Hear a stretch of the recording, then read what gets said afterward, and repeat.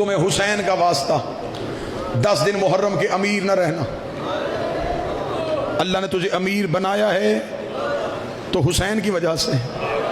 جسے حسین غریب کر دے اسے پھر کوئی امیر نہیں کرتا. اللہ نے تجھے امیری دی ہے, تیرے پاس نفاست ہے, صدا تیری رہے.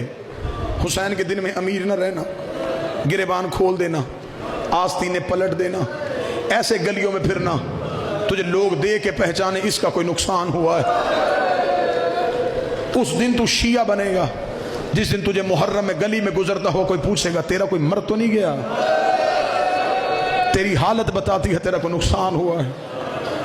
گھروں میں چارپائیاں الٹ دینا, زمین پہ سونا, سادہ خوراک کھانا, کم پانی پینا, ماتم میں زیادہ رہنا, امام بارگاہوں میں رہنا. آج کے دور کے بچے کہتے ہیں گھر میں بھی مجلس سن سکتے ہیں, لائیو بھی مجلس سن سکتے ہیں, ٹی وی پہ بھی مجلس دیکھ سکتے ہیں. بے شک سنو, لیکن زہرا گھر میں نہیں آتی.